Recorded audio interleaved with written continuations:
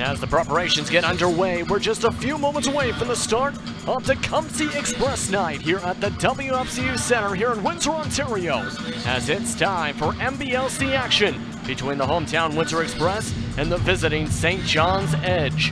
Good evening, I'm Justin Prince. Alongside me is Aaron Sanders, as we're just about to get set to start for what should be an exciting matchup here in Windsor, Ontario. To start things off, Aaron, with our coverage, as you've seen the backdrop, starting laps being announced just recently from the St. John's Edge. And it's going to be an interesting game for sure, especially since the first game back in Windsor since Charles Hinkle put up 53 points on this very floor in December. And you know what? He was a firecracker that night. We couldn't believe what we were seeing. 4 points shy of the NBL Canada record, which was set by Devin Sweetney 4 years ago. But once again, Charles Hinkle, he's been picking up a lot of stuff for the Edge, averaging a double-double per game since their road trip started. I mean, he is a physical force inside, but once again, you got to expect that from a big guy like him. He complements his players well, and if there is any way to shut him down, you got to find it immediately.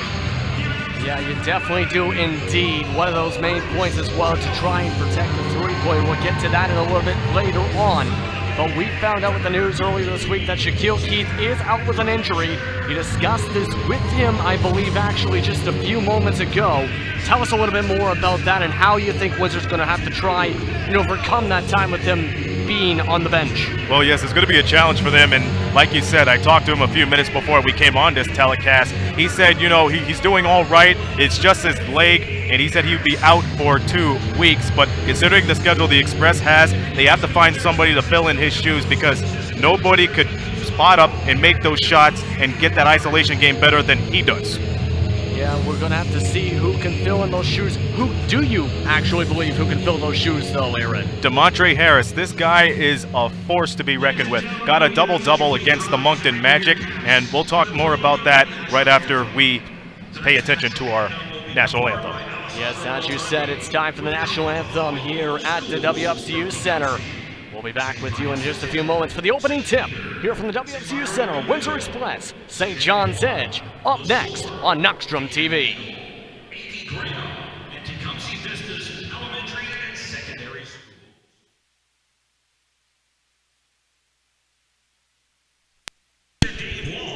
Our father of the game.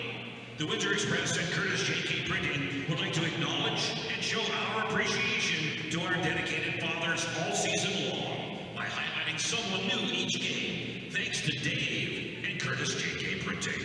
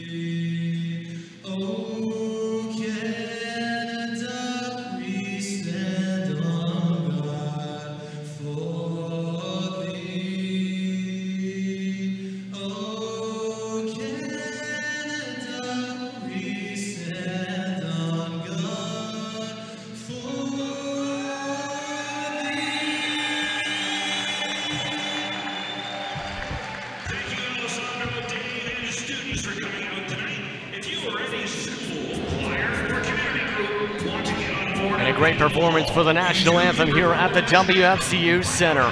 As we're discussing before heading into this national anthem, one of those key points was DeMontre Harris.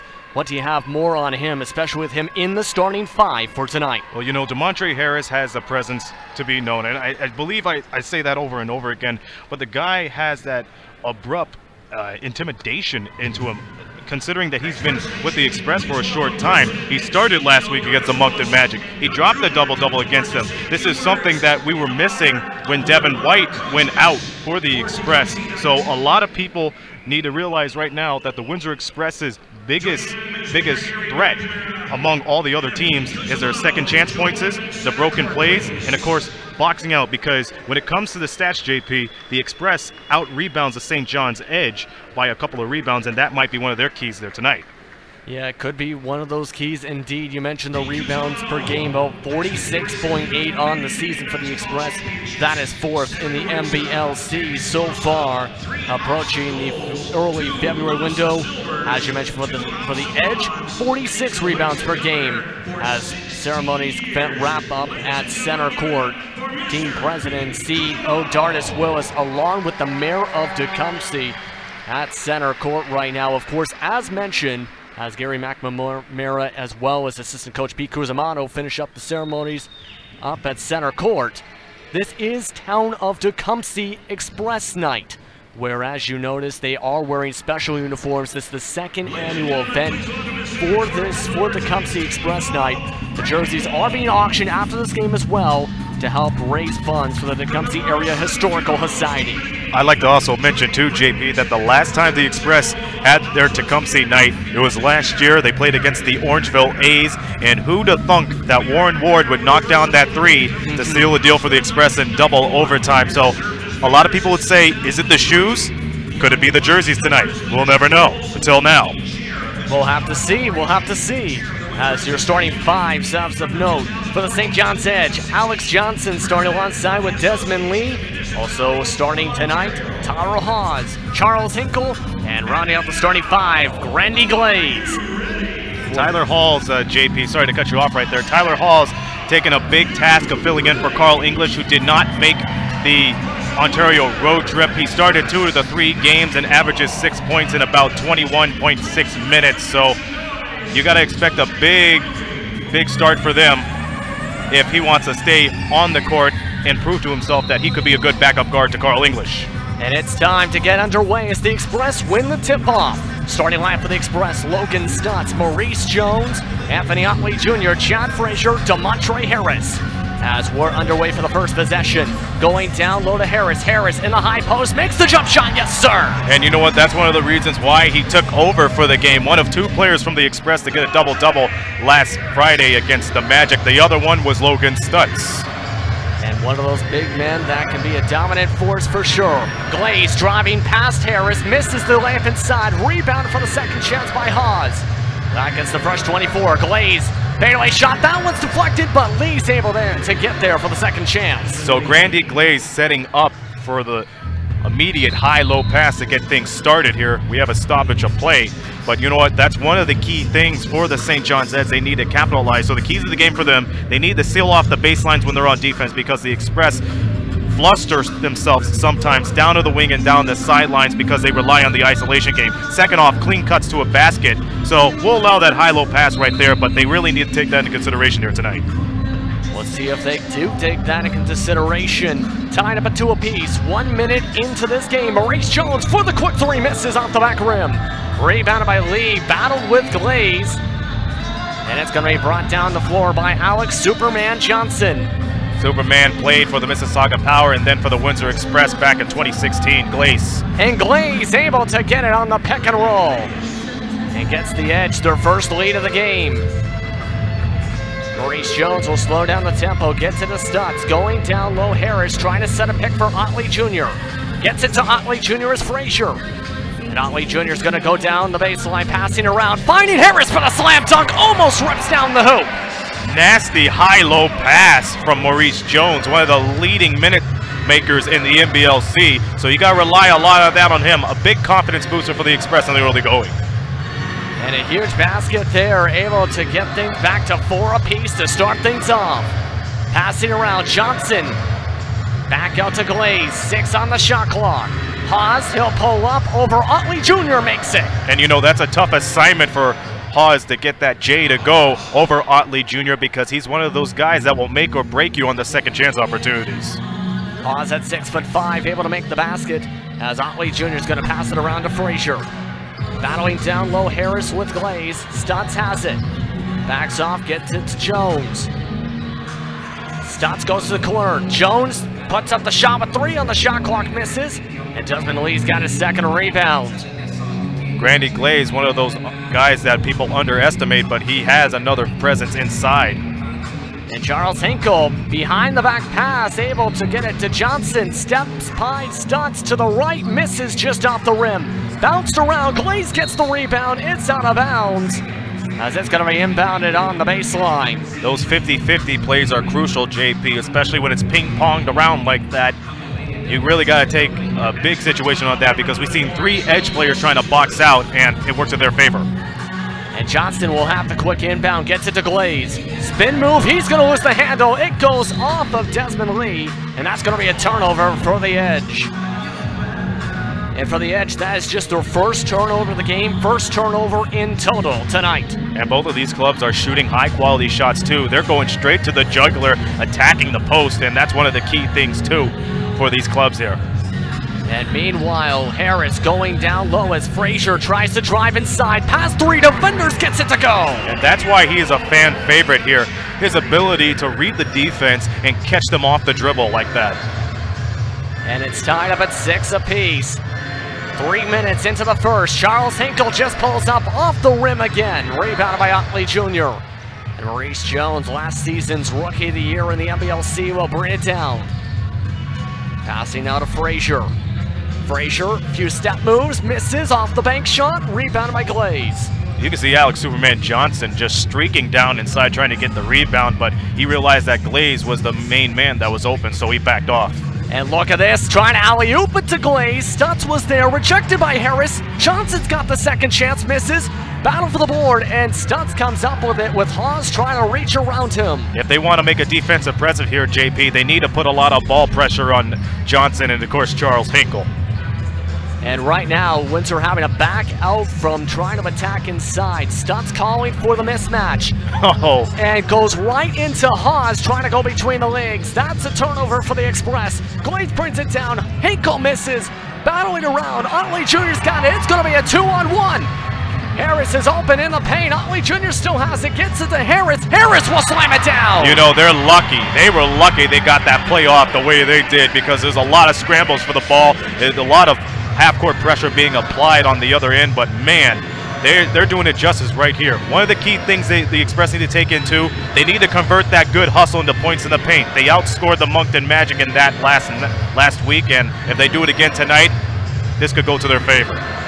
We'll have to see if they continue to have that to their favor. Hinkle, meanwhile, misses with 1 on the shot clock. And it's rebounded again by Harris. Already Harris with 6 points, 1 rebound.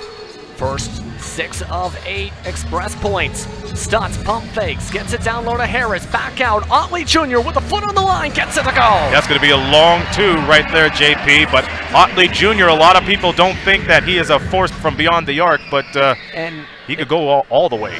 Yeah, and that's going to count as a 3. Looks like he maybe had just got the tippy toes. Glaze, though, is rejected by Harris. Boy, oh boy, Harris, does he know? He knows how to fill in Shaq Keith's shoes immediately. And he is continuing to get some production. Oh, Jones my. cuts inside, misses the layup. And Maurice Jones unable to make the bucket as this is going to go inside of Glaze. Challenged by Frazier, and Frazier forces the miss. Approaching halfway through the first already as Frazier is going to draw the first foul of the quarter. It's going to be Desmond Lee with a reach-in. And you know, the Express are first in drawing those personal fouls, JP. I mean, that's to their disadvantage, but you know what? Almost 6 minutes into this game, and we get the first foul of the game. So, you know, a lot of confidence riding on for this Express team, especially when they've been penetrating the defense inside. Here's the thing, though, too. They average about 21.2 fouls themselves per game. That is first in the NBLC in terms of the least amount. Stutz, though, misses. Rebounded by Otley Jr. inside. Gets it to go. And Otley Jr. able to make the bucket. Gets it a 6-point lead as the previous bucket from Otley Jr. was converted back to a 2. Johnson will set things up right at the halfway point of the first. Trying to get it around to Lee. Coming around, Hinkle. Otley Jr. switching off, Hebert. And Johnson makes the triple. That's one way to preach to the choir after that little pit stop there in the last two plays. So time to get confident from beyond the arc and try to poke out on defense if you're the Express. Yeah, the Express in the last game you keep mentioning, just 8 of 23 from deep. Otley Jr. for 3 misses. And it's still a 3-point game, quickly breaking down. Lee puts it up for 3, he misses. Chance to tie it there, rebounded by Jones, he'll bring it down. Desmond Hebert, who came in on the last stoppage of play, got it by Blumpound. And that's going to be called a travel. You know what? Despite all that, you got to tip your cap to the Express on that last offensive stop. See, the Edge were trying to go on that fast break, try to shoot at will, but the Express had 4 guys open inside, and that amounted to a good box-out game and a good clean rebound. And with that, we're at the media timeout. The Windsor Express lead 12-9, halfway through the first quarter. We'll be back right back after this message here on Knoxdrum TV.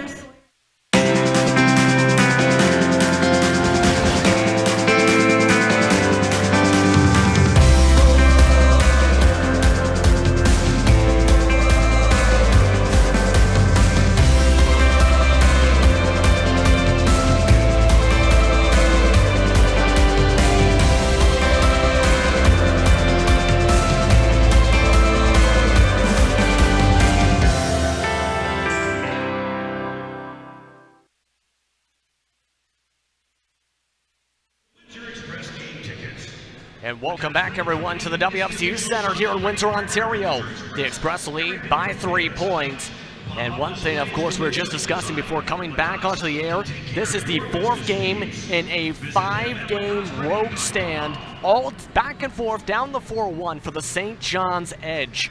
And specifically for the next 3 days, it is a back-to-back-to-back. This is the middle game of that, Aaron. Well, JP, the St. John's Edge, they have a 1-2 record on the road this week, and, you know, that amounts to a school day loss in KW, which was a hard-fought game. No question about it for the other night where they lost in overtime to the London Lightning. A lot of people thought the Edge were going to pull away with it, but the London Lightning, they know how to surge in the clutch. And then, of course, the game yesterday in Niagara, they pull a 2-point victory, and they'll be back there tomorrow afternoon. But now they got their hands tied with this game down by 4. They definitely hit 2. Hebert able to get the rebound on the floor for the Windsor Express. As the buzzer comes off, play still continues, now getting stopped. Yeah, JP, a little clock malfunction right over there, but we all know it's less than 5 minutes to go. Yes, of course, less than 5 minutes to go. Everything getting corrected properly here. On the floor, meanwhile, as this is finalized here, the Express, Logan Stutz alongside with Chad Frazier, Maurice Jones, Desmond Hebert, and also on the floor now is Braylon Raisin from Central Michigan.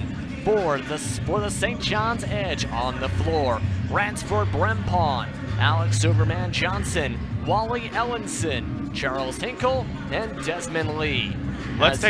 JP, before we do that, let's take a look at the out-of-town scores while they try to rectify the situation. The Island Storm and the Riptide taking over. Riptide are up 3. The Highlanders and Magic, they're about to start the 3rd quarter. We got this game over here and a close one down at the Auditorium as the River Lions lead 15-14 in the early goings of this 1st quarter. So jam-packed action here tonight, folks. 8 teams playing, 4 will win. Jam-packed action across the NBLC Nation. I hope you're tuned in and tucked in on your beautiful suede couches. As Maurice Jones pulls up for the jump shot, quickly into the shot clock, misses. Rebounded by Superman Johnson. Johnson almost reached in from Raisin, passes back out. Hinkle back in. Brempon goes in, misses, battling around. And this is rebounded by the Express.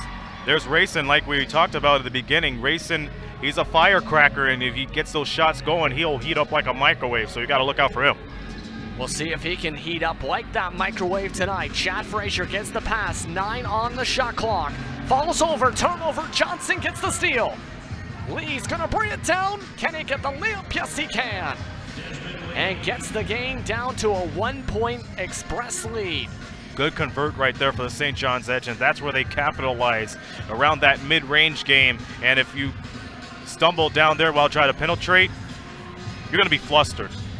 And that's already, with that turnover included, the 5th Express turnover. Charles Henkel with the steal. Johnson calling to slow down the offense. Brempon helps set the screen. Johnson makes the jump shot. And that Edge get the lead right on back, 13-12. 3:30 to go here in the first. Now we see the Express, they're getting flustered off the turnovers there, JP, and that's where they fall into some of their vices. So they need to keep those passes crisp and try to get those good PARs rolling. Look at this though, Logan Stutz gets it to go from deep. And Logan Stutz with the first triple of the game after the Express missed 4 straight. And the Express now up by 2. Henkel getting towards the corner. Mismatch with Stutz. Trying to step back. Lee now guarded by Rayson. Setting the pick. Gets it down low. Gets it in to go Brempon. Now as you see here, JP, the Edge, they rarely go to their isolation game, so they're seeing that they got a lot of big challenges against the Express. One of them is fighting inside, so they're taking that challenge to heart. Yeah, and you can kind of see that with that 3-2 zone. That shot Frazier just broke through and gets the lead right on back. And it's going back and forth here at the WFCU Center, approaching 2 minutes to go here in the first. Lee gets it now to Brempon. Brempon puts up the jump shot, misses out the back rim. And Logan Stutz got the rebound quickly. Jones gonna quick up the pace. Frazier trying to post up over Ellenson. He misses, rebound by Hebert. Hebert will just slam it down himself. And you know what? There's a lot of rewards to that fancy dancy move right there. But when you have a guy like Desmond Hubert open right there, you're not going to get to him in time unless if you draw the contact and the foul. And Hubert able to get another basket early on in this game. Johnson passes down the baseline, almost tipped. Ellenson passes it off of Brayson to Johnson. And Johnson gets his own pass back, still makes the shot. That was almost a turnover twice over on that possession. And it's still a 2-point game because of Johnson's awareness on that play. Unbelievable. I thought the Harlem Globetrotters are playing. Can you believe that behind the shoulder pass that way? Man, yeah. And an offensive foul too. And the offensive foul going to go against the Express. Substitutions coming on the floor. Anthony Otley Jr. also coming into the game, Clay Grellin. Grellin, of course, made his debut with the Express about 8 days ago, the last time the Express were at home.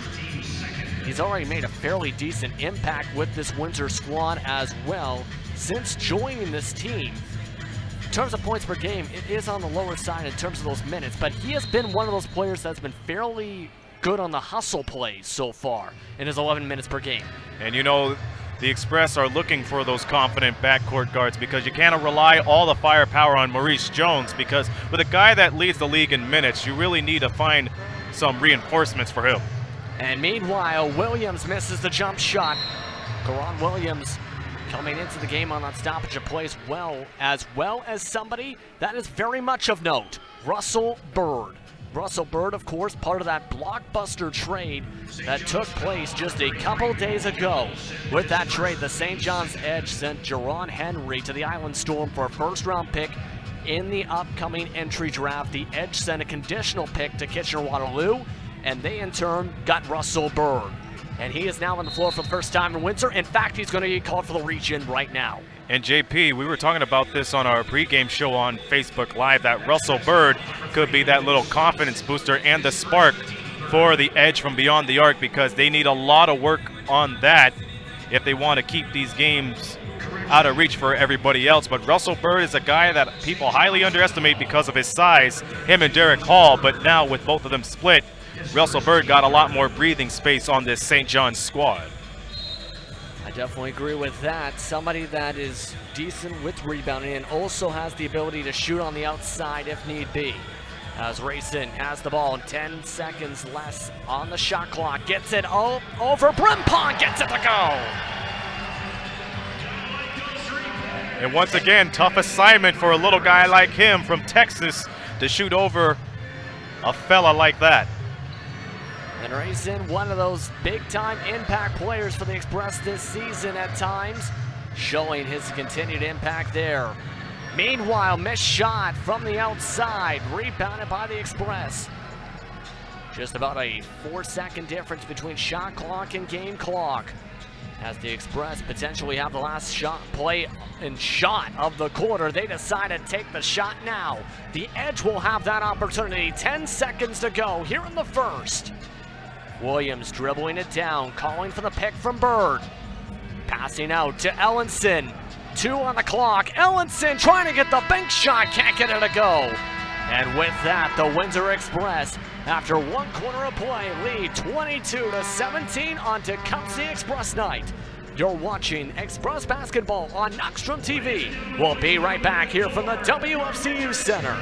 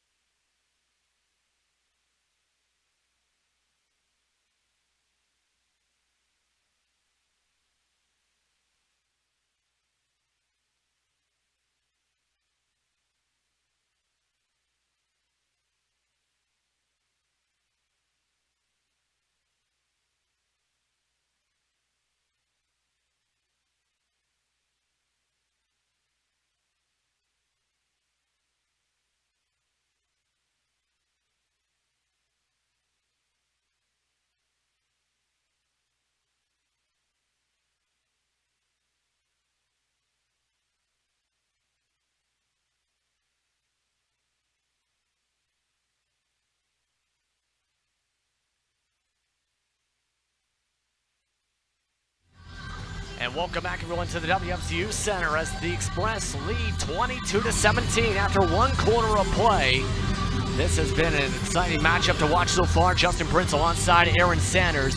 And we'd like to remind you on Knoxstrom TV that if you want to reach us, you can contact us on Twitter through our Twitter handles. For me, it's Justin P Sports. For you, Aaron? It's A. Sanders Windsor.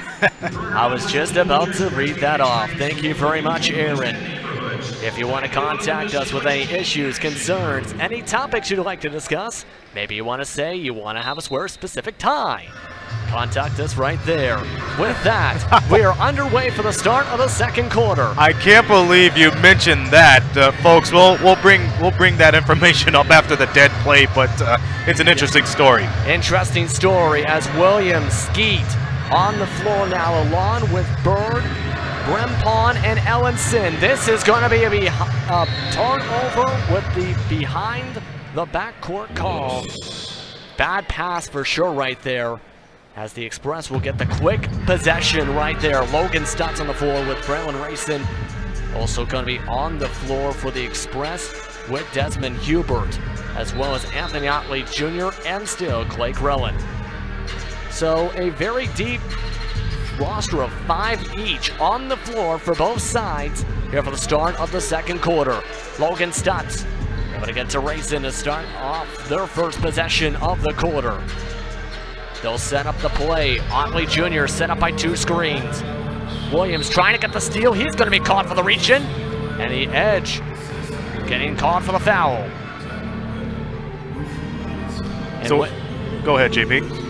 And with that, the Express, I should say, way inbound on the side. You were going to say, though, my friend. No, we were going to elaborate on the tie situation this morning, and for basically every game, I put up, the tie that I'm going to wear today, and the Edge messaged me saying, does it have blue and yellow in it? As a pop-up 3 by Braylon Rayson goes. Yeah. So I showed them the tie and everything, and then, of course, show the Express spirit. It had a little bit of red in it, and then you came in, and you have your blue and yellow tie for them tonight as well.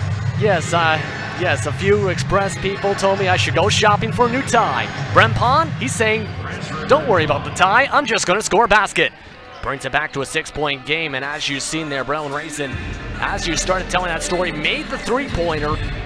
So the Express offense clicking on early. Otley Jr. sizing up Bird, passes out. Krellen's going to drive down baseline. Tries to pass it, turnover by Bird. as Bird was able to get that steal. Williams getting the pick from Brempon. Brempon puts it up, misses.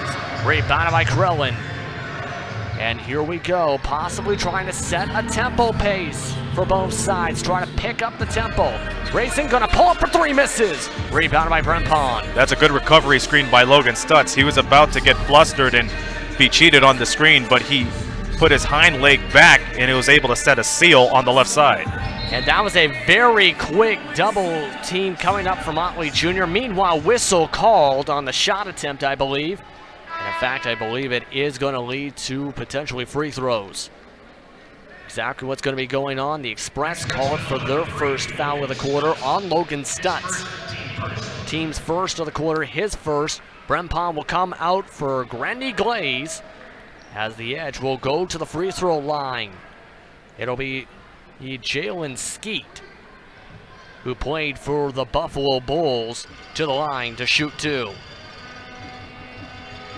And you know, JP, one more thing about the tie situation. I could hook you up on that. 125 ties, folks. That's right. You heard it right there. So by the end of the year, we're going to have ties of every color, believe you me. Yes, colors of every tie color on the rainbow would be interesting to have, as it's now a 4-point game. Both made free throws from Skeet as we get back underway. 2 minutes into the second quarter. Grayson puts it up over Williams, can't get it to the hoop as Glaze gets the board. Williams pushes the tempo, Ellison calling for it, and it is stolen by Shane Stump. And a whistle called before the shot attempt from half court from Grayson. On the last stoppage of play, the Express also made a couple substitutions. DeMontre Harris coming back into the game, Shane Stump for the first time today in the game, as the Edge are called for their team's second foul, as the Express will reset the possession.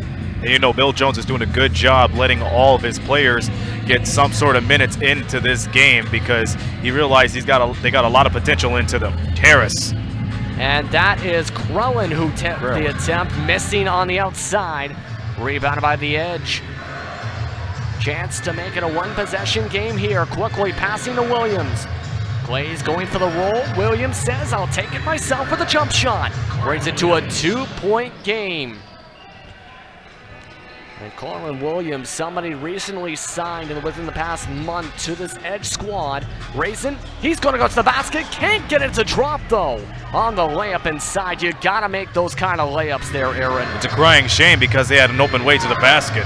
And Skeet, he's trying to find any opening to the basket. Glaze calling for the team to empty the paint. Bird sets the pick. Skeet will pull up just inside the three-point line for the jump shot. And a lot of people don't know that Jeff Dunlap's squad has a very lengthy and thorough bench. He'll go deep into his bench, and you know they'll rely on a lot of shots and a lot of good quality shots in addition to that. And that one was definitely a good quality shot, that's for sure, on that made one. Express got 8 seconds on their shot clock. Stump misses. Glaze gets the rebound. That didn't even reach iron as Williams brings it back down. Glaze gets the screen.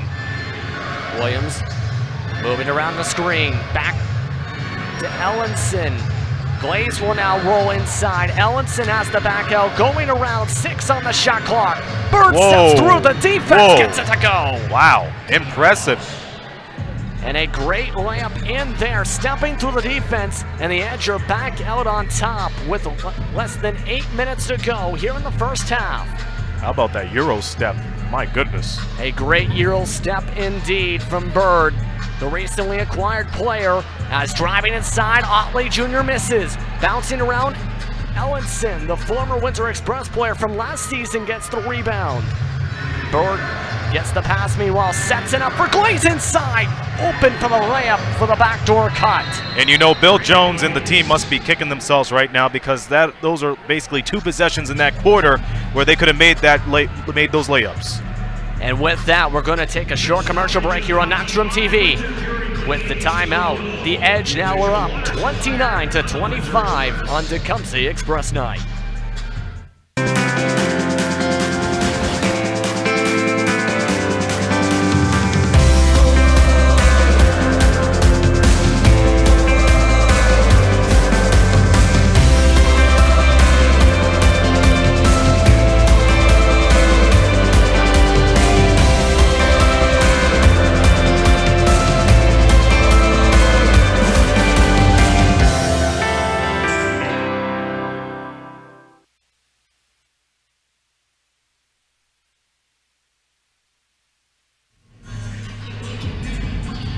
Welcome back, everyone, to the WFCU Center here in Windsor, Ontario, as the Tecumseh Express trail by 4. What do you think Coach Bill Jones is discussing in that huddle to try and rebound their way back into the lead? They need to make those high-quality shots. Anthony Utley Jr. on the last play, we've seen them so many times try to penetrate the defense, and they do. We see them on the right side. They can't make layups right now, JP. If they can't make the layups, then they're not going to have any chances at it. And this is quite ironic because we preach to the choir so many times that they are capable of going inside and finishing with ease. But tonight, the Edge have been flipping the script. They're getting the good quality shots off, and most of the times they have more than 3 of their guys down on the court boxing out and getting those rebounds. So the Express need to think about their shots more wisely. Yeah, they're shooting. It's still at about 45.8%, but for the Edge, they've just been able to get more shots off it themselves, in part because of those box outs. Jones, meanwhile, when the pick and roll gets to the stumps, he gets the nice kiss to go. You see, that's step 1 right there in the recuperation right there, JP, after leading by a couple of points near the end of the first quarter. So now they got to really challenge themselves to get better shots off just like that. Logan Stutz now with 5. Williams, he's going to drive in himself and gets it to go. He's up to 4 himself. There's nothing you could do with a speedy demon like him cutting to the basket. And it's back and forth scoring, approaching the halfway point of the second quarter. On the floor for the Express, Frazier, Harris, Stutz, Jones, Utley Jr. foul on the screen. And I believe it's going to go against the Edge. Yeah, it is going to go against the Edge on Wally Ellenson. His second personal, team's third foul of the second quarter. As the Express set it up with 14 on the shot clock. Going down low, finding Harris in a crowd, but look at the block from Ellenson. Ellenson just able to swat it away inside as Bird gets the pass. You shouldn't underestimate Wally Ellenson's skills. He created a lot of accolades during his time at Marquette. Yeah, and here in Windsor, in his time here, he became the main attraction for Wally World. That one missed from Williams outside. I miss saying that, actually. But nonetheless, he's with the gold and blue now. And now Jones will set things up, getting it to Frazier. Frazier just pulls out for 3, can't get it to hit the rim. And the Edge are set up on the break. Passing, Skeet will pull up for the 3, misses, rebounded by Glaze. Williams open for 3 on the second chance, gets it to go. That's a bummer right there. Yeah, again, boxing out, becoming a factor. That's already the 3rd offensive rebound for the Edge tonight. Frazier will cut inside, shoves off of Bird, but still gets the layup to go. And Chad Frazier able to get the layup. He's got 6 points. 3 players on the Express now with 6 points apiece. Raisin, Harris, and Frazier. As the Edge trying to drive inside, trying to swipe it away was Utley Jr. Glaze passing around, gets it to Bird. Bird steps, gets it to Williams. He makes it just before the shot clock ends. Now Williams is just heating up right here, JP. The Express have no answers. They haven't been spacing out on defense that well. He's now the team's leading scorer in the game's leading scorer, 10 points. And Jones, he steps on the baseline, but they're going to say it's going to be a foul on Russell Bird on the shove out. That's going to be the 4th foul for the Edge in the quarter. Russell Bird with his 2nd personal, the team's 4th.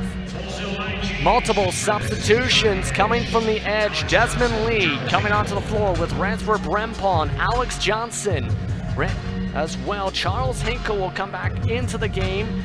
Bird, talking with Coach Dunlap, will stay in the game. And Desmond Lee rounds out the 5 on the floor for the Edge now on the quick substitutions. Stutz, he's going to pull up for 3. Can he get it? No, he can't get the roll in. Good shutdown in the front court by the Edge. Especially, it all started on the inbounds play. And look at the transition as Desmond Lee gets the N1. And that Edge offense was just flying down the floor, able to fly down, get the points, and they'll go to the line to shoot 2. 30 of their 38 points here in the first half have been inside the paint tonight. And JP, this is a big contrast to what the Express played with last week, outscoring the Magic in the points in the paint, but now the Edge, they finally got their number, and they're attacking it with full firepower. Quick correction on Williams' point totals. He is now recorded with 9 points on the night, not 10. As Otley Jr. spins inside, just can't get the roll in. Harris fighting for the board, still fighting for the board. This is going to stay Express ball as that bounced off 3 or 4 different players. And Desmond Lee says it is off him. Lucky break for the Express. I mean, especially right down to the nitty-gritty inside. We had 3 Edge players in there along with the collection of Express players right there. So those are those type of plays you really need to capitalize on. And right now the leading rebounder has been Anthony Otley Jr. for the Express tonight. 5 rebounds. Jones, he's going to go down on the Harris, and they're going to say there's a reach in. I think it's going to be on Brempon. And this is going to be their 5th personal of the quarter as a team foul. Russell Bird will now come out. Tyro Hawes will come back into the game. The former BYU player back onto the floor at 6'5". As it is a 10-point lead for the Edge. Jones is going to set himself now up on offense, getting to Frazier. Passing to Stutz. Double team by Hinkle, and Hawes gets it over. Hawes gets it to go. Tough shots, but if there's one player that could do it best, is Logan Stutz. And Logan Stutz averaging 20 points per game on the season, and that includes shooting 51% for the former MVP. Johnson, though, cuts inside for the layup. And it's veteran after veteran applying damage on both ends of the court. We've seen Stutz with that fall-away jumper and Alex Johnson on the other end with a rebuttal of his own. Yeah, Alex Johnson able to get that shot. Frazier can't get the bank shot to go. As it's rebounded by Brempon. Johnson's going to bring it back down. Gets it back to Hinkle Jr. Gets it inside to Brempon. Gets it to go. Brempon peaks up really fast, especially during those home stands at the Mile 1 Center. You leave him open, there's your easy deuce. And Brempon, of course, experienced with the Canadian national senior team. He has been a good impact for this game so far, that's for sure. Johnson brings it back down after the rebound by Lee. Almost poked away from Stutz. Johnson cuts, tries to pass it to the corner, and Hawes cannot handle the pass. Turnover for the Edge. And we've seen here in the early goings, JP, minimal cross-court passes. That's a rare exception for both clubs, but if they want to keep this game into close range, they need to limit those cross-court passes, stay consistent with the flow, get the good ball rotation going on, and then get the easy jumpers. And right now, the Express trying to empty out the paint. Stutz going to go inside as Jones drives in, can't get it to go. Brempon gets the rebound. Hinkle was able to keep the possession alive to keep it from going out of bounds. Johnson will bring it back down. Raisin already getting ready to come back into the game for the Express. Brempon has to back out of the paint, shoots it over Harris, can't get it to go off the rim.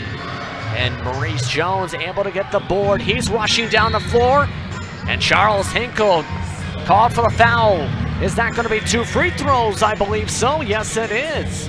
And that's going to be just the first time tonight the Express have gone to the line to shoot 2. Wise play by Hinkle stopping Maurice Jones in his tracks. Because if there's one thing you got to know about Maurice Jones, he'll take initiative immediately. The Edge have done a great job boxing out inside, so they didn't want to lose any of that territory as Maurice Jones knocks down the first free throw. The Express as a team shooting about 78% on the season. Maurice Jones himself, 83%. Goes 2 for 2, brings it back to 10. Always have to make your free points in these kind of situations. 2:25 to go here in the first half.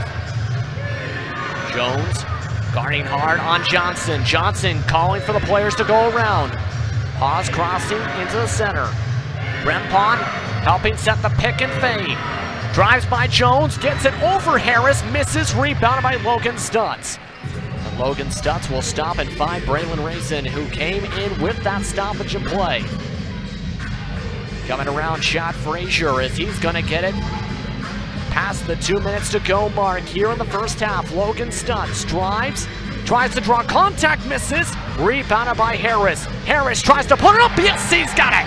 And you know, that's how DeMontre Harris could become an incredible force for this game and a difference maker for the Windsor Express, so it was a good opportunity for him to take advantage of. And with that putback right there, he now leads the team in scoring 8 points as the Express set things up.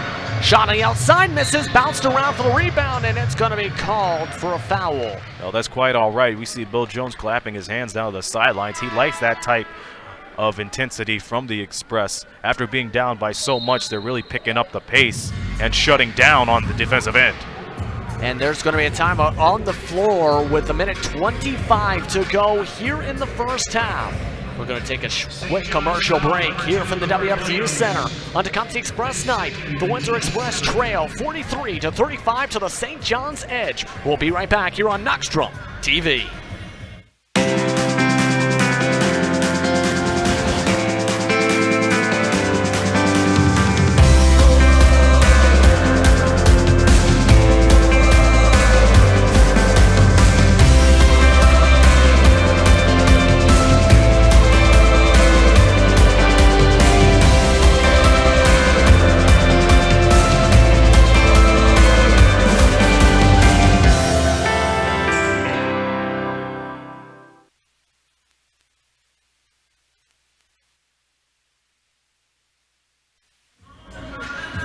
And welcome back, everyone, to the WFCU Center. As just before we came back, there was a correction for the foul where you seen Bill Jones clapping with happiness.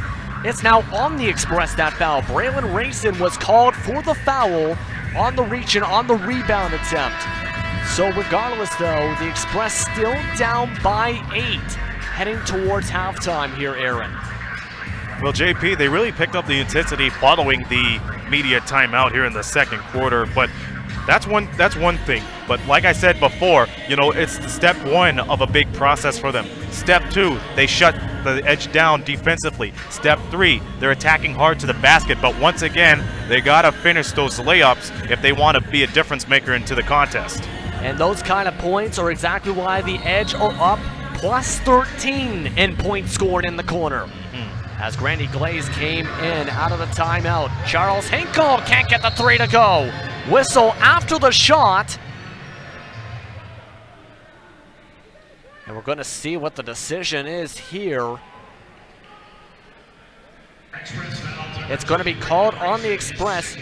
Rayson called for 2 fouls in about 10 seconds of gameplay. And it's going to be on that 3-point attempt, but it's not going to lead to free throws, I believe. They are going to inbound it on the side. Fresh shot clock. Yeah, the Express, they have 2 fouls to give. And as for the Edge, their next foul will put them over the limit. So Braylon Rayson's got a lot of responsibilities on him with 2 quick fouls. And Haas misses the shot. Chad Frazier's going to lead the break on the rebound. That's going to be their foul right there to send them into the bonus. And it's going to be on, I believe, Charles Hinkle. Yes, it is going to be on Charles Hinkle, his second personal, team 7th. That's going to bring Chad Frazier to the line to shoot 2 for the first time tonight. Chad Frazier, a 77% shooter on the season, makes the first of 2. He's been averaging about 15.2 points per game this season. Has also made 10 starts, tonight being his 11th start on the year with the Express here, Aaron. Well, you can see Bill Jones is putting on a lot of responsibility on Chad Frazier because he earned it. If there's one thing you gotta know about Bill Jones is you gotta earn those opportunities to get more minutes on the court. And Chad Frazier knew that at the beginning of the season. So he piled up more of the points. He piled up a lot of responsibility among other players. So a lot of players seem to gel with him real well. Getting experience, of course, last season with the Cape Breton Highlanders. He's been having a decent season. Hinkle, meanwhile, he tries to drive inside, can't get the proper step. Desmond Lee keeps the possession alive. Johnson's going to miss the 3. And it's going to be another foul on Braylon Rayson on another rebound attempt. Yeah, Bill Jones got to take him out right now. He has no choice but to, because if it comes down to the wire where these shots count instead of free throws, this is the guy you really need, and he's going to be on the bench for the rest of the half. Yeah, that's his 3rd foul of the game, shooting 2 of 4 tonight, 6 points. Anthony Otley Jr. comes back on in with the substitution, adding a bit more size. Less than a minute to go here in the first half as Williams passes around. Johnson calls for the offense to slow. Charles Hinkle helps set the screen, goes down low to Hinkle. Desmond Lee finding an opening down low. Hinkle can't find him. Glaze sets the screen for Williams. 3 on the shot clock. Williams, Euro stepping. Can he get the roll? Yes, he can. The Express did a good job sealing off those open passes, but, you know, even a better job on the shot attempt for the Edge. And it's about a 1 second difference between shot clock and game clock, if that, as Maurice Jones will just dribble things out. Whistle called, as I believe this might send Windsor to the line. No, they're just doing a quick adjustment, I believe.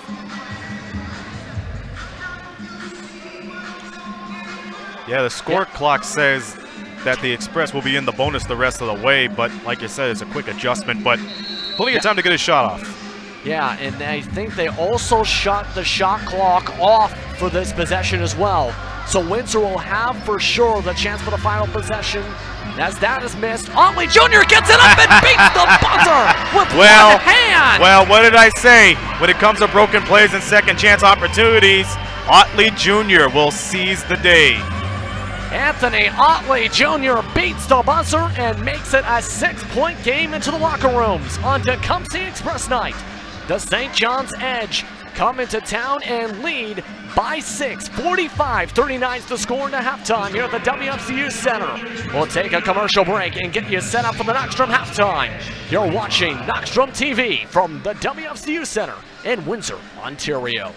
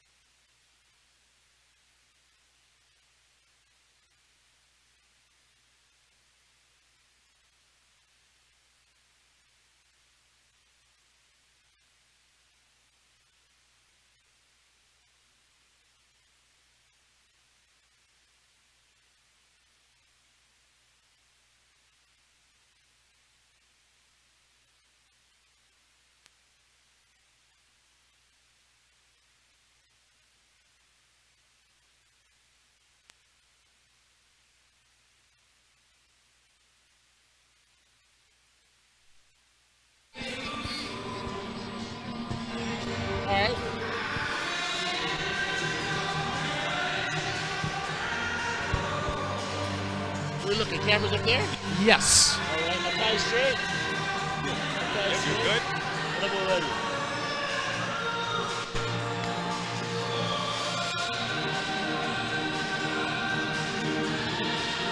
All right, here we are for the Knockstrom halftime. Joining us, the Deputy Commissioner of NBL Canada, Ardley Stevenson. The odd man is in. How about that? It's always great to be in Windsor. I'm disappointed it's taking me this long to get here. First time of the season, but better late than never. You're a busy man. We seen you do the call for the Niagara game last night, so we understand that. Yeah, you know, you got to keep it moving. I mean, it's a great game last night in Niagara.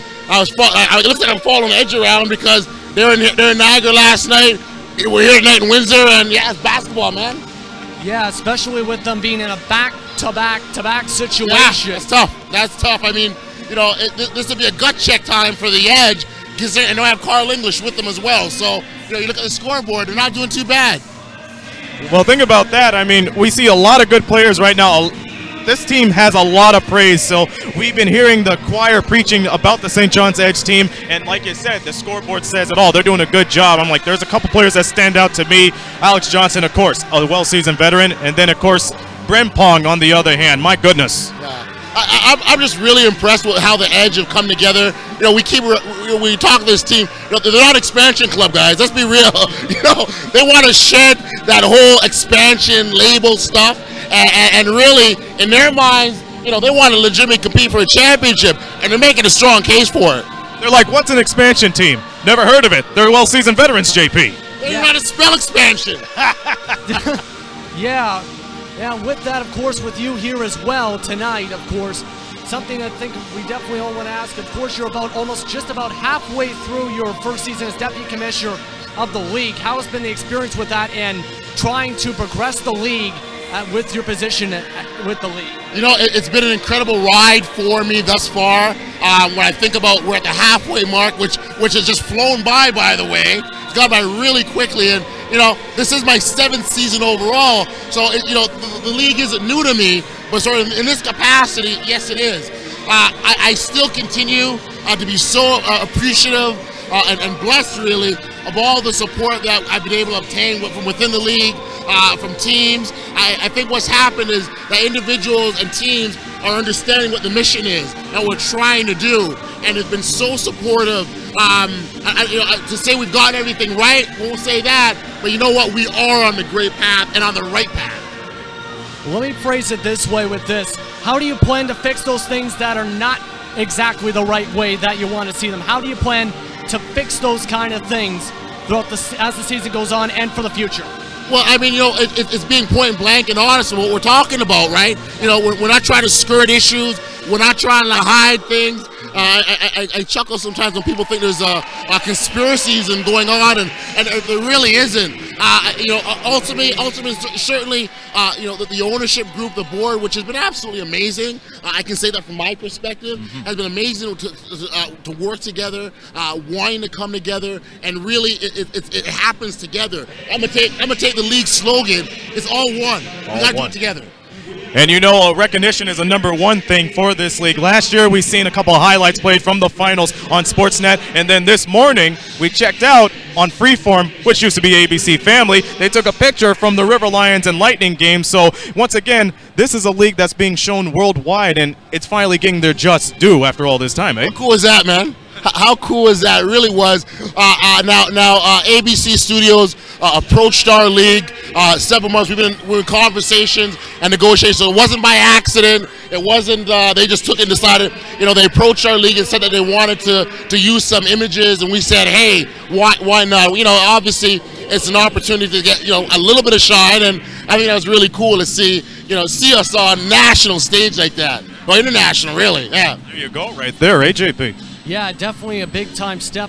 How do you plan to, as a league, to try and get yourselves to that kind of position for full games, really, as well, to be able to get them on TV, not just like with ABC Studios, but as well on the national scale? Yeah, I mean, you know, that obviously is something that where we want to be. We want to be seen all the time, everywhere as possible. You know, whether it's national, online, we certainly want to be a presence there. But it starts with what I like to call about continue to be about the business of basketball in terms of making sure that we tighten up our screws and making sure that where we're supposed to be. Because ultimately, if we're not positioned properly in terms of doing all the things that we're supposed to do, then getting on the national stage doesn't make sense. We have to be operating a certain manner all the way, and that to me is when you're deserving to be and we're ready for it. So it's things like that is kind of what my focus really has been about. I don't see anything on about that. How about you guys? Let's go on that.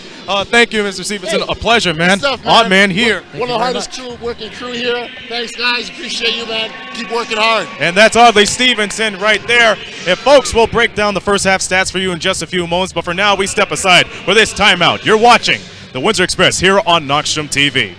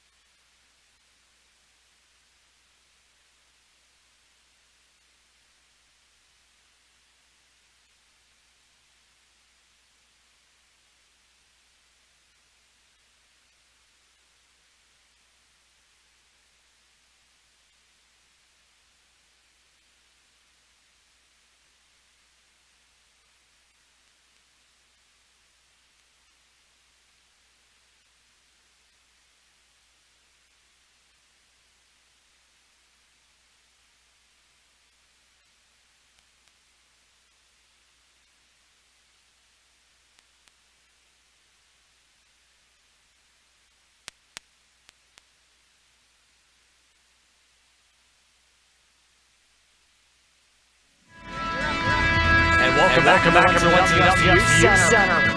As right now the St. John's Edge lead 45-39 in what has been a thrilling game to watch from the get-go, that's for sure. Shooting percentages both in the 40%, Express 42%, the Edge 46%. Each team, multiple three-pointers, but wanting to make more for sure. 3 of 14 for the Express, 2 of 12 for the Edge. And right now, both of them barely going to the line. Very little turnovers. About even rebounding. +1 advantage for the Edge. Assists, +6 advantage for the Edge.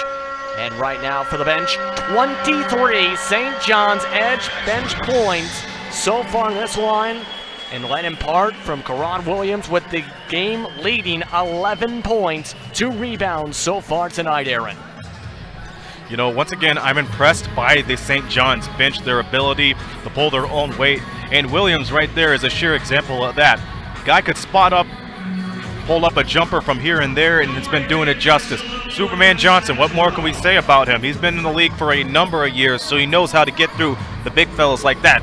Desmond Lee, he has been impressing me for the last number of games, so I couldn't expect anything less from him. And Brempong, a guy of his stature, he just comes in and takes over, and he's really going right into the Express's jugular when it comes to the inside play. But on the other hand, give credit to Chad Frazier and DeMontre Harris trying to keep the Express going on as we are underway here in the second half. Both of those players leading the way in points for the Express, 8 points apiece.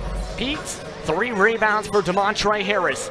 DeMontre Harris and Frazier on the floor with Logan Stutz, Otley Jr., and Maurice Jones as Logan Stutz gets the N1 right out of the tunnel. Well, you know, just before you know it, JP, Logan Stutz surely but quietly gets those double-doubles that he is known for, and that's one way to do it. After having a quiet first half, he's really coming out of the woodworks just like that. Logan Stutz, 7 points in that first half, along with 3 rebounds. And with this free throw, he'll bring that up to double digits. 10 points, leads the team in scoring just like that. To start off the third quarter for the St. John's Edge on the floor, Grandy Glaze, Desmond Lee, Alex Johnson, Charles Hinkle, as well as the rest of starting 5 and Tyler Hawes. As Hinkle pulls it up for 3, he's got it! Here we go again. This is where Charles Hinkle takes care of the business here in the second half, and he's one of those well-known players that could get a team off and running within the first 3 minutes of the third quarter, and that time is very crucial for both of these squads. He's been struggling to get things going before that three-pointer, 0 of 6 from the field before that made three-pointer, as Logan Stutz misses from the field 1 minute into the third quarter. As Johnson, guarded by Stutz. He'll back up as Hawes comes around. Tyler Hawes gets it down low to Glaze. 7 on the shot clock, back to Johnson. Mishandles the pass, down to 3. He'll have to pull up for 3. And that's no good, rebounded by Otley Jr. Good decision by Otley Jr. to follow through on Johnson's shot. Everybody was on Johnson's side. Pull up Jay. And Chad Frazier unable to make the pull-up J, as here comes the fast break, broken up by Maurice Jones. Maurice Jones able to get the steal. Just the 4th turnover of the game for St. John's. Maurice Jones gets it to go in traffic. And now Maurice Jones is becoming comfortable with the Edge. I mean, time and again, he can turn on the Jets if need be, but as a general guard like he is, 5'7" and all that stuff, he knows his way through the defenses and through the cracks. And he was 0 for 7 from the field before he made his first shot from the field tonight on that one. Alex Johnson passes around the Glaze. He'll go inside. Harris able to get the defense just in time as here comes the Express. Maurice Jones will dribble, pull up for the jump shot. Can he get 4 straight? No, he cannot, as it's rebounded by Desmond Lee. Once again, good shots off by Maurice Jones. That one wouldn't go for him, but nonetheless, a good start for the Express. Meanwhile, driving inside, Desmond Lee's got it. He's got 9 points, and that's his 4th made shot in 5 attempts. And this continues the points in the paint dominance from the Edge tonight. 38 points in paint out of their 50. Foul on the play, Express turnover. I want to go back to the play before the previous one for the St. John's Edge. Grandy Glaze did a good job trying to seal a screen. And then we seen play develop. Logan Stutz lost his man, which enabled Glaze to get that entry pass so easily and take it in himself. Yeah, and Glaze has been somebody that's been very good defensively, that's for sure tonight. Helping with this team and very good on the statistics stat sheet. 11.9 points per game in terms of scoring. And a lot of good rebounds, 8.9. Basket inside, good from as Charles Hinkle makes the shot. He gets it to a 9-point lead for the Edge, 3 minutes into the third quarter. As Frazier having to back off. Harris setting the pick. Coming around Stutz, he pump fakes twice. Battle down low, Harris beats the coverage, but he's blocked. And Johnson, though, he's out of bounds down the baseline. Big break for Harris after all of that. He's going to stay on the floor, but now these inbound passes are crucial because the Express, about 8 times out of 10, could get a good pass off the inbounds, but they cluster themselves so much. So if they could get a good ball rotation around here, then they could come up with a good play as long as they realize that the shot clock could be the ultimate factor here. And right now, just doing a few adjustments as referees discuss things with Alex Johnson. Disagreeing with the call, finds out the call, laughs it all off. As they get back underway, 19 on the shot clock with 8:49 to go here in the third. 9-point game, Express shooting 43%. And so far, still a -3 disadvantage in points. And another whistle here, JP. As they adjust some things more with the shot clock, why don't we go across the league with your scores? As mentioned, we have 4 different games going on, including this one, where the Island Storm came up on top 90-84 over St. John's Edge. Chad Frazier, he's gonna just barely get lucky over a shot clock violation off of multiple rims. As Hawes pulls up, misses, battle for the ball. Tapped out of bounds by the Express. As Harris wasn't able to keep the rebound in bounds. But as mentioned, start of the third, Cape Breton Highlanders up 56-36 over the Moncton Magic. River Lions up by 10 over the KW Titans. That is your updates from across the league in the National Basketball League of Canada. And the Niagara River Lions really need to pick up some victories. That goes double for the Titans too, because the River Lions has slipped down to 3rd place within the last number of weeks and has been unable to close out games, as a quick 3 is good. And Desmond Lee in the corner right off the inbound makes it a 12-point game. And Desmond Lee continuing to have a decent game, that's for sure for him. Chad Frazier, meanwhile, trying to help set up this offense. Otley Jr. Windsor going a bit of a slower tempo here on this set. Otley Jr. back, Stutz, across Jones. He'll pump fake 3 on the shot clock. Just beats it with the layup attempt. Otley Jr. though with the putback. And look at Maurice Jones trying to get the steal from Johnson. And Maurice Jones almost got the strip away. Unable to get the steal, though. It's going to stay Edge possession. 14 on the shot clock. As Lee, can he get 2 straight? Just does not get the lucky roll. It circles the drain, but it won't go down. So good defensive stop by the Express. It all started with Maurice Jones. And Maurice Jones, he's going to drive it in for the bucket. One of the finest two-way players here in the NBLC. This guy to do it. And meanwhile, quick shot from Haas misses. Express still down by 8 to the Edge. Needing to chip away here. Pass off, going to Harris. Jones, he'll step back for the 3, misses. Rebounded by Harris. Harris slams it down and almost rips it down. And you know what? Once again, Harris was at the right place at the right time. Everybody was focused on Maurice Jones' 3-pointer. But once again, they did not follow through on the shot. And Harris did what he'd done last week. He's en route to a double-double. And Harris continuing to perform tonight. Made shot, though, from Charles Hinkle. As Charles Hinkle, he is waking up. Getting basket after basket, now up to a 9-point lead. As this is going to be now 9 points for Hinkle in the quarter. After having no points the entire first half, as it's passed around to Stutz. Stutz for 3, misses. Glaze gets the board. Here come the Edge. Hinkle will hesitate, gets it to Lee. Lee hesitated. As now setting up Glaze. Glaze and Hinkle trying to figure out who will set the screen. Comes around to Lee. Hinkle goes to the outside. Lee drives inside, misses. Rebounded by Harris.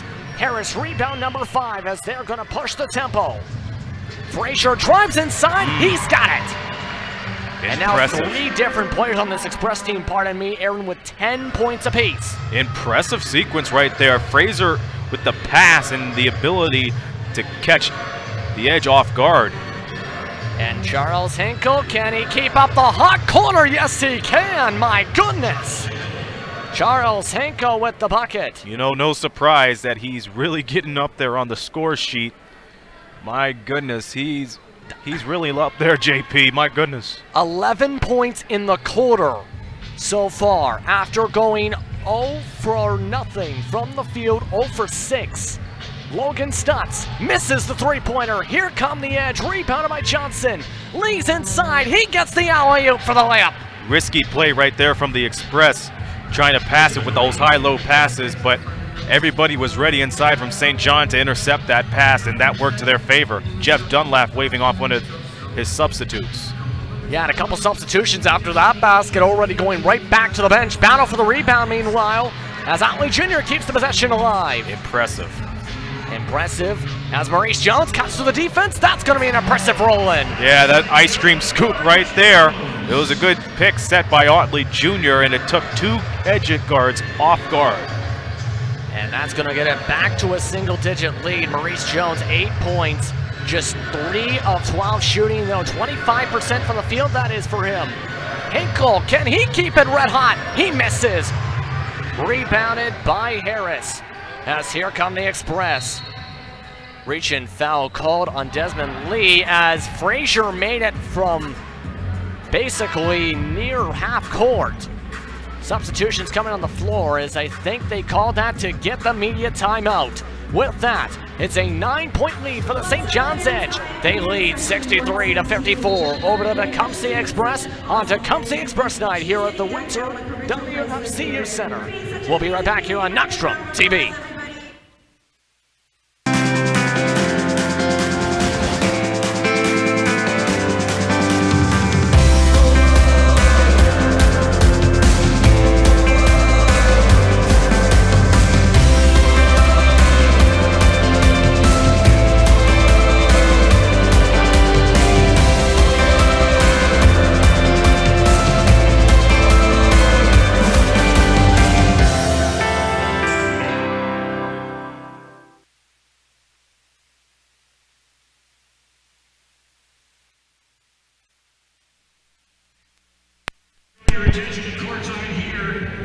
And welcome back, everyone, to the WFCU Center here in Windsor, Ontario. As we're about to get back underway here in the third quarter, joining us alongside in the booth with me is Aaron Sanders, as well as we spoke to him during halftime.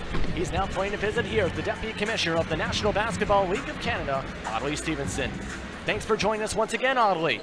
I get around, don't I? Yes, you definitely get around. As you never know what you'll end up running into sometimes when you go through these hallways here at the WFCU Center. But thank you very much for joining us. What are your thoughts right now, quickly, on the game itself going on as the Express get back underway? Well, what I will say is I like the energy the Express has come out in the second half. They had, what, 39 points at the half, I think? Yeah, so to come out with 15 big ones to start the quarter is great. Now you got to find a way to deal with the guys at the other end of the floor. And I think this guy could do it right here, JP. DeMontre Harris again with the damage. Yeah, DeMontre Harris has been getting basket after basket, 12 points in the game for him. So a +1 in the quarter advantage for the Edge so far, as you see the Edge setting things up. We were discussing this a bit about the Edge with their great hot start, second in the Central Division. You mentioned a lot about this during the halftime, Mr. Stevenson. What else would you like to say about this, basically how this team has started off with the ground running, not just as a team, but as an organization? When you look at Logan Stutz down low, wow. Yeah, Logan. Yeah, he's a former MVP, remember that. Let's not forget that. Yeah, able to make the basket there here.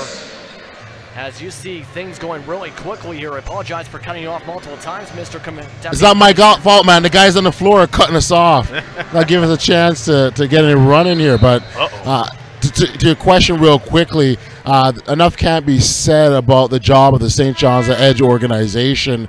The fan base is absolutely rabid. They love their boys and they support them. Clearly, we've seen that when you look at some of the attendance figures early going. What I certainly love about the Edge, I mean, first off, they're well coached. Coach Dunlap has done an incredible job. A professional organization through and through.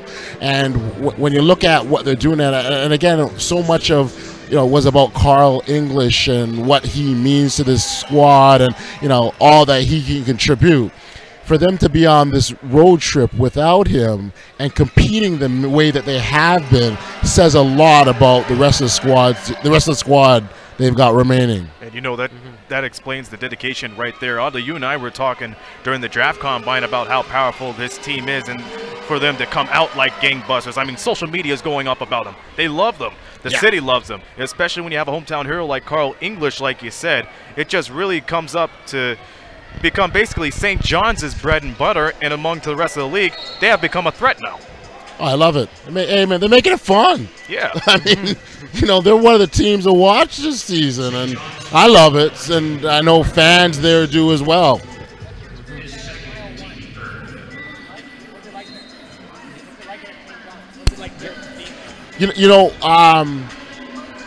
One second here. Hold on.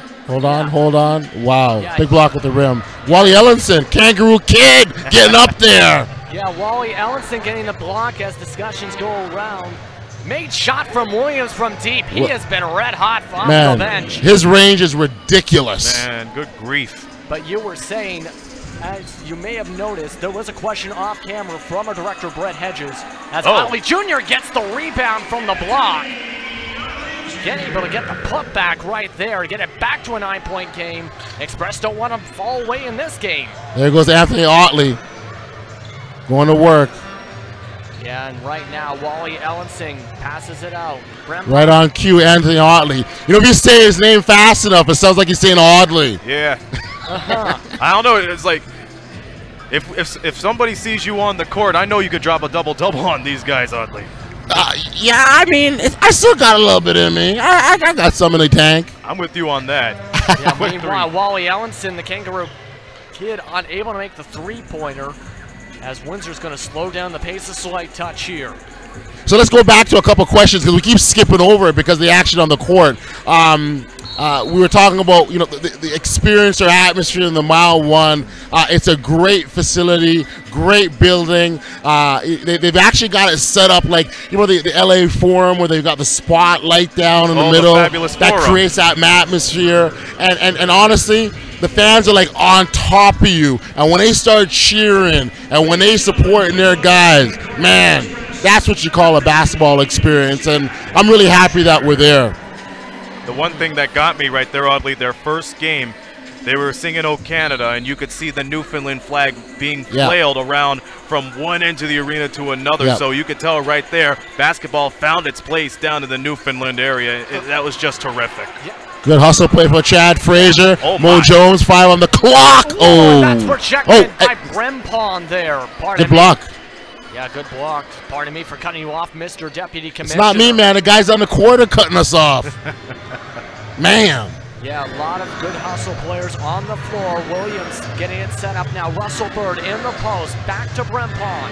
Brempon moving by here. And a call for steps. Yep, that's going to be a travel call violation on Brempon. Somebody that also brings a lot of veteran experience as well. He hasn't played in 7 years. He took a little bit of a break, and great to see him back on the floor and contributing the way he has been. Yeah, definitely a good story because he's somebody that recovered from 2 different injuries. Yep. He's as well as having experience with the Athens national team qualifying team. Logan Stutz called for the charge meanwhile as Russell Bird able to draw the screen, the pick, and for the charge. Yeah, when you get that arm up there, I mean, certainly it wasn't, like, at least from this vantage point, it didn't look intentional. But certainly, when you get it up that high, you're at risk for getting called on it. And of course, or maybe the defender was just too short. Yeah. But with that, of course, 50 seconds to go here in the third quarter. along with Aaron Sanders and Justin Prince, which is myself, is the Deputy Commissioner of the NBLC, Audley Stevenson. As Williams passes out, Glaze gets it back. He'll get it passed out, pulling up for three. Ellenson, he can't get it to go. He wanted that one. And Bird called for the rebound over in the back. Russell Bird is one of those players, though, who was picked up in a blockbuster trade in the past couple of days. What are your thoughts, Mr. Deputy Commissioner, on that trade made that ended, of course, with Russell Bird being a part of the St. John's Edge? Hey, man, first off, the first 3-team trade in league history, man. Happened under my watch, Brett Hedges. What do you think? A lot of things have happened under your watch. I'll be got the credit for it. Well, thank you, sir. I appreciate that. Yes, and meanwhile, made shot from Maurice Jones down the baseline. I'm sure we're going to hear a lot of stat history from you and Chuck Miller along the way about this, because we talked about this in the pregame, that this trade was basically the jackpot, and a lot of people was caught off guard by it. Yeah. Well, you know, 3-team trades are so difficult to orchestrate to begin with, you know, with the fact that we saw that happen, I thought it was a pretty big deal. And when you look at how each team walked away relatively happy and satisfied, you know, you can't help but think, hey, that's not a bad move for all parties involved. And I definitely have to agree with you. But with that, of course, is there anything we would like to say before we send this to commercial break? Hey, man, we got a fourth quarter coming up, man. Yes. You know, we got 9-point deficit here. The Windsor Express got some work to do. Coach Bill Jones ain't satisfied. I know Dardis Willis ain't happy. The coaching staff needs to pick it. They want, you know, their players to pick it up. So I'm expecting a hot and heavy fourth quarter. And we'll see if it is a heavy fourth quarter. Thank you very much for joining us, Deputy Commissioner of the NBLC, Audley Stevenson. As we're going to go to a quick commercial February break. 19th. Edge lead 71-62 heading into the fourth quarter. Can't wait.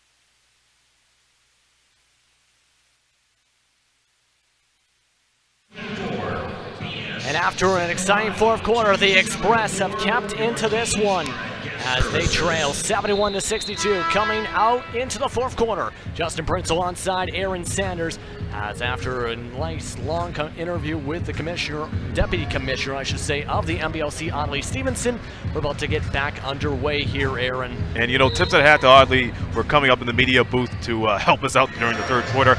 Once again, folks, if you want to reach out to us, check us out on Twitter. Justin's is Justin P Sports, and my Twitter handle is at @ASandersWindsor. So we got a lot of ball game here, so be aware, and we look forward to hearing your comments.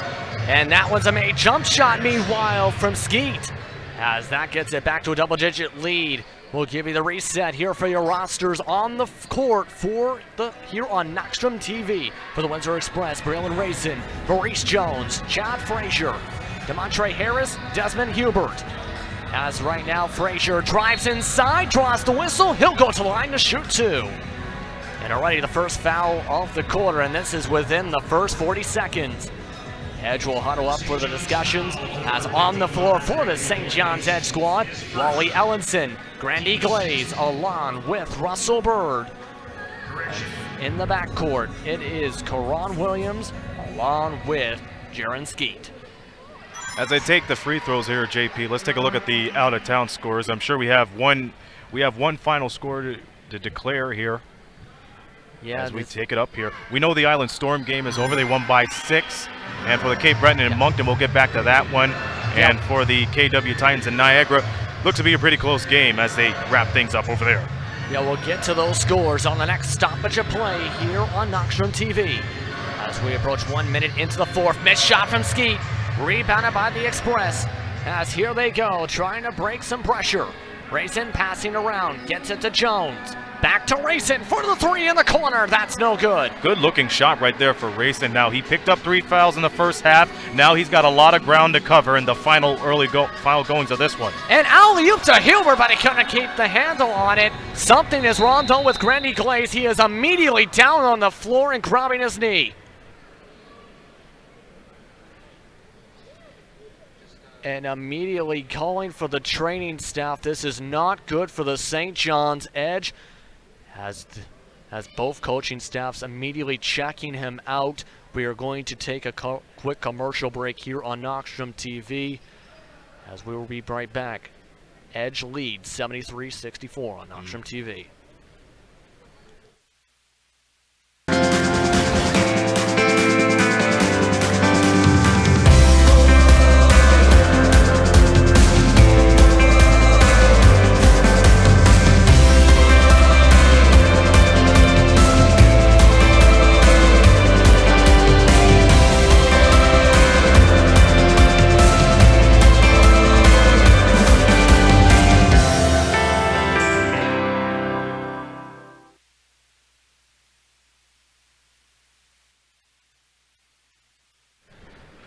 All right, we see Grandy Glaze being assisted right now. A awkward collision, as we see here. Quiet at the WFCU Center here, JP. Yeah, Justin Prince with Aaron Sanders. A very chilling scene here as an awkward play battling for the rebound. Glaze, he immediately grabbed his left knee, hopped on his right foot twice before falling down. Both coaching staffs and the deputy commissioner of the NBLC immediately checking him out as there's a round of applause.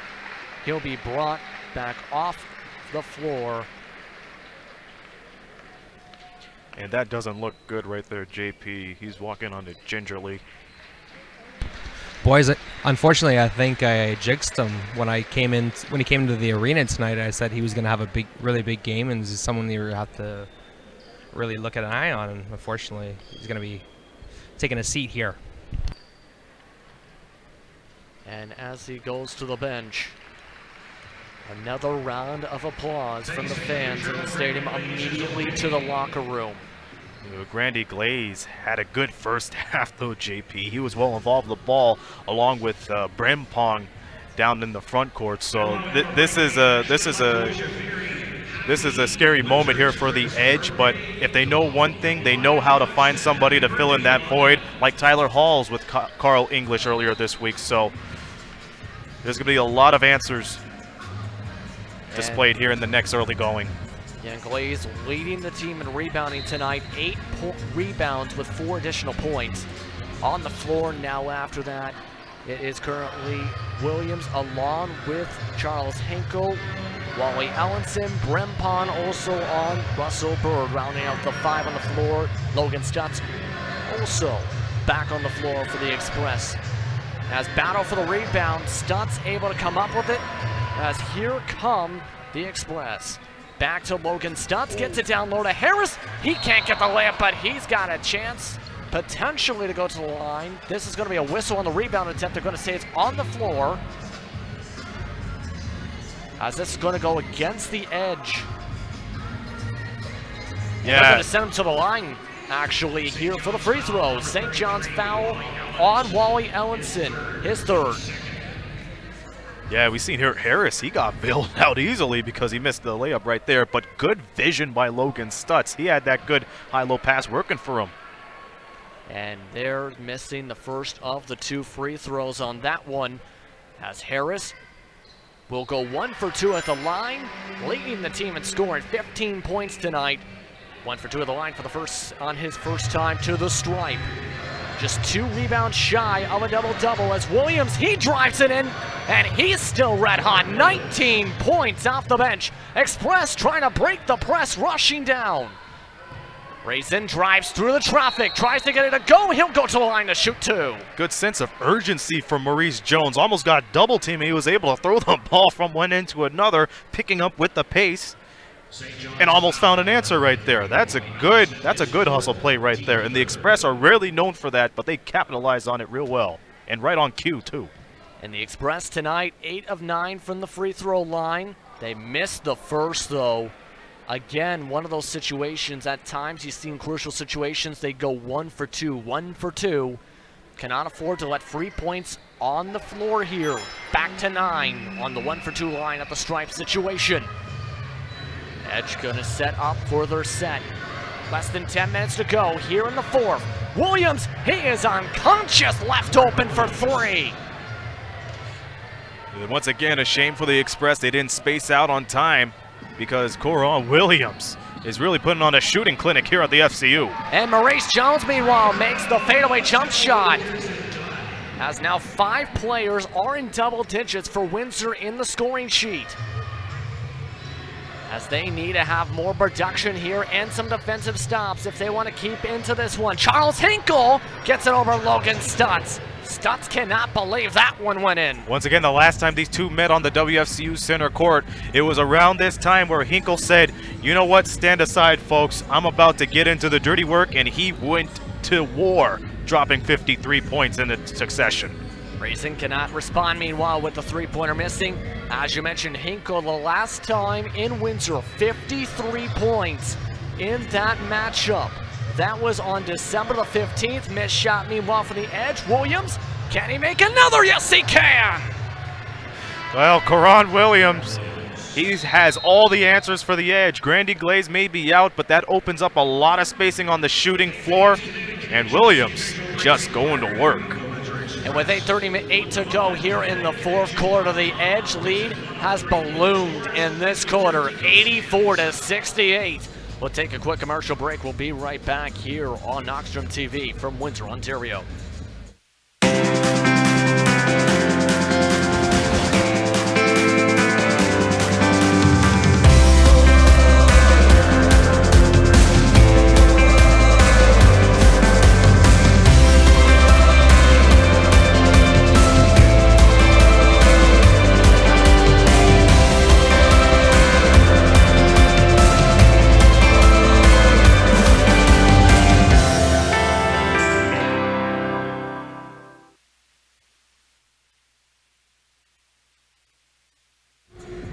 Welcome back, everyone, to Windsor, Ontario, as the Express trail 84-68 to the St. John's Edge.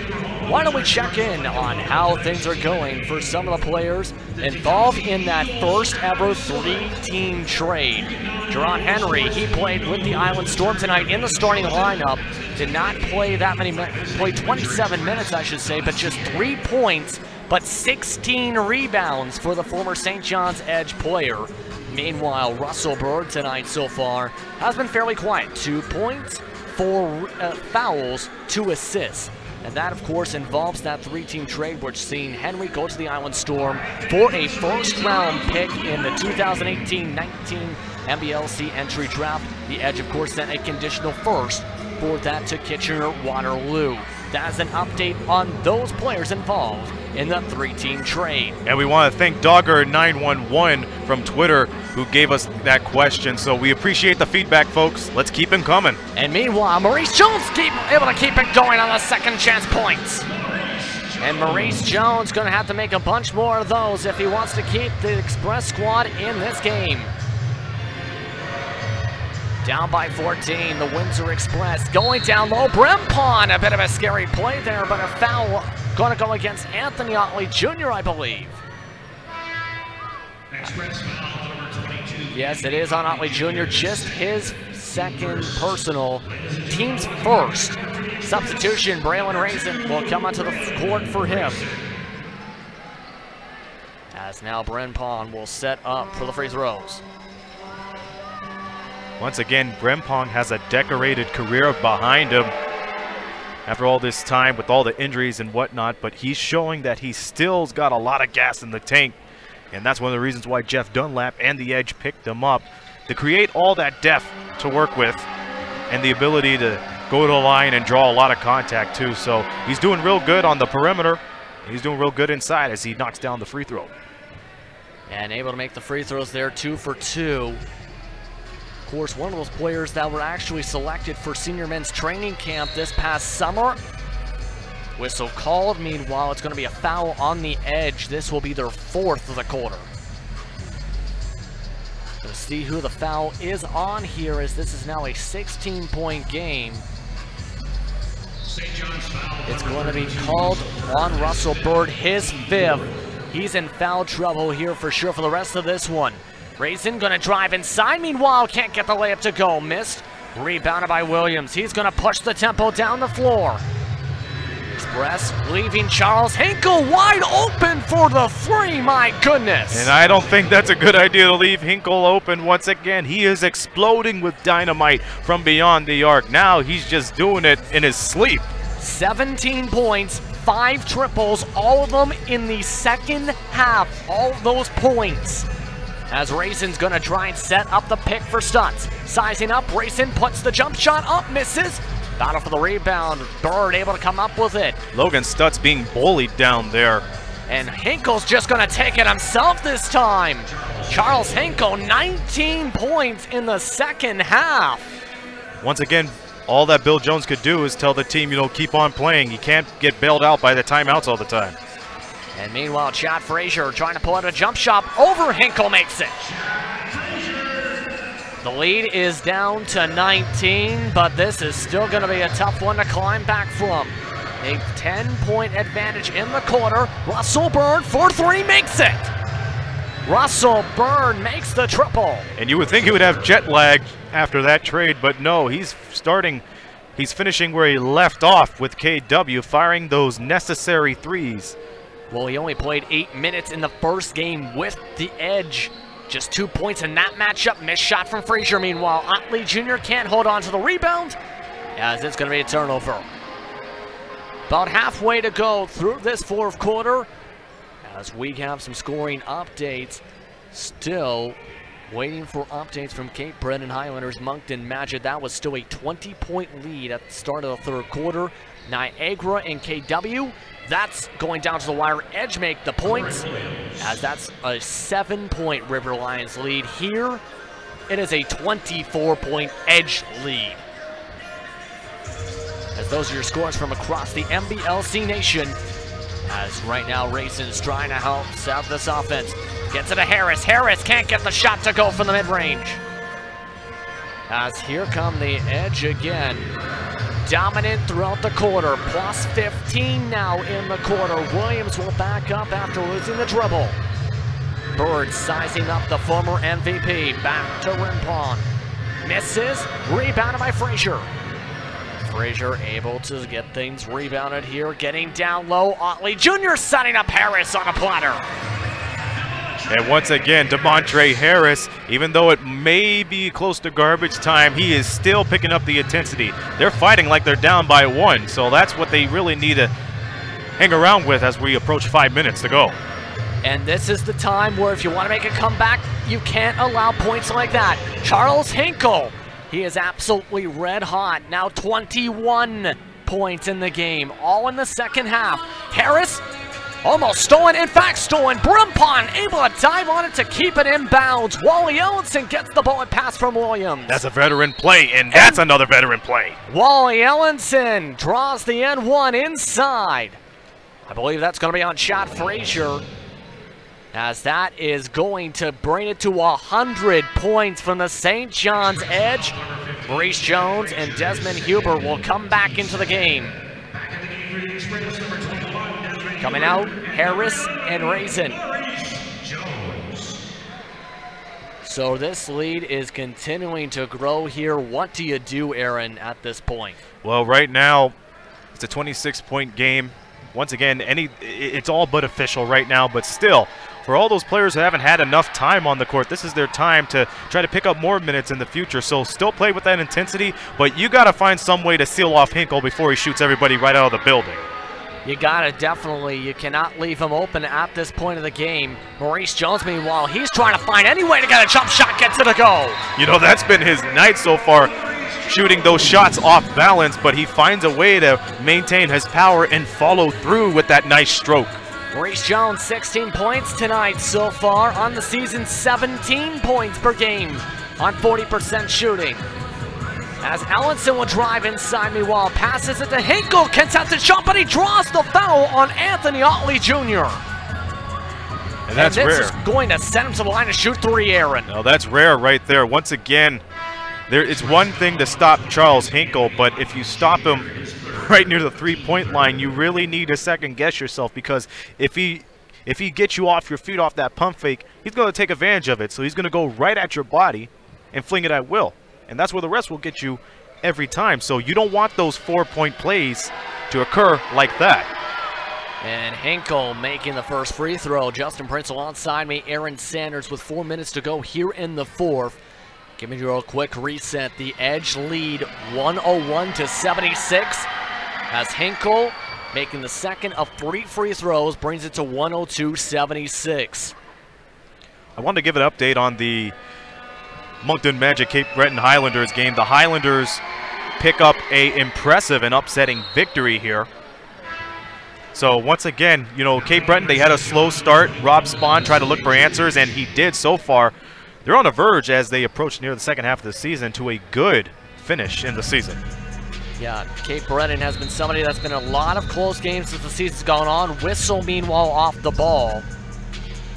As substitutions came in during the end of those free throws, into the game now is Vasily Kuric. The European player coming in for the first time tonight, as he'll be on the floor with Williams, Lee, Bird, and Ellenson. Frazier, he draws contact, he's got the N1.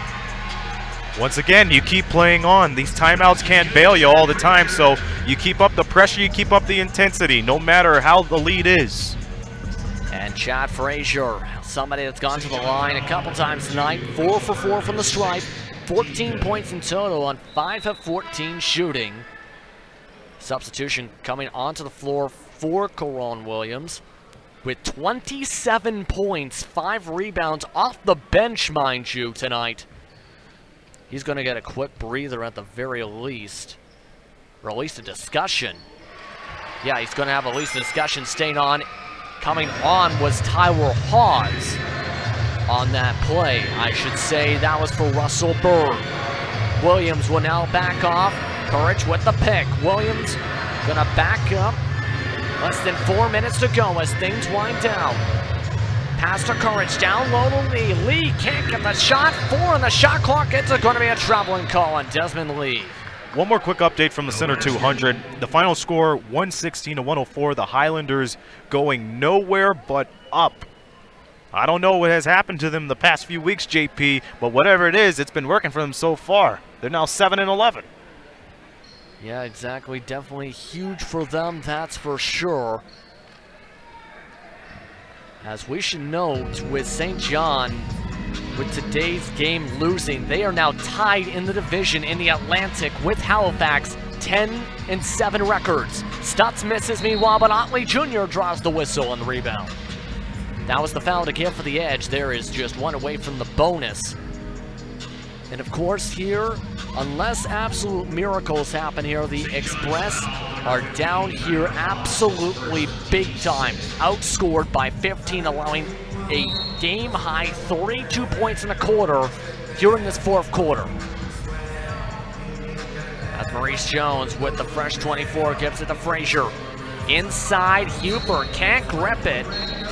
And they're going to say it's a turnover for the Express. Off of Hubert, as that's going to be just turnover number 7 of the game for the Express. For the Express, right now coming into tonight in a bit of a must-win scenario. Coming in 7-10 on the season, losing 2 straight. Needing a win to break their cold spells as a whistle and another turnover. But right now, what do you do if you're the Express once you finish this game off? Once you finish this game, you realize you're going to have a four-day break. So look at the tape feverishly and find the main reasons of why you weren't able to capitalize on those second chance opportunities. Chad Frazier, meanwhile, makes a three-pointer. And Chad Frazier still getting some things going. Just the fourth main three-pointer of the game for the Express. As it's drove inside, Williams continuing to keep things going. 29 points, a game high. Oh my. And Jones making some nifty moves, but it goes through the hands of Huber. But they're going to say it's going to be deflected off of Courage. It's going to be Express ball. Maurice Jones, good ball IQ. We said this over and over again. Every game, he improves his arsenal, and that is just sheer justice. He pulls up for a three. Maurice Jones unable to make the three-pointer, meanwhile, as this is going to be rebounded. Here come the Edge. Oh. Sizing up Williams. That was an anchor banker. Makes the three. No, he misses. Almost went into the bucket on that one with that ankle breaker as Chad Frazier sets things up. Going down low, Hubert's got the N1. And that's how you do it right there. That's how you do it indeed. For Williams, he has had the dominant night for sure. Season high in points before tonight was 28 in a game. And now?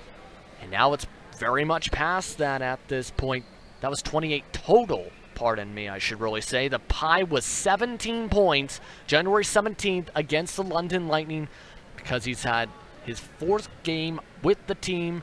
This is now a much, very past season high. Maurice Jones came out with that stoppage of play. Guess who came in? Number 4, Antoine Chandler. Antoine Chandler, the hometown fella, really filling in for Shaq Keith, so now he's going to get his minutes worth. And Courage able to make his minutes worth for a basket. That's his first made shot of the game on his first attempt. Approaching a minute 30 to go, 107-84. As Otley Jr. drives towards Haas. It is stripped away. Williams drives in, tries to set up an alley-oop, but I believe they just called the foul.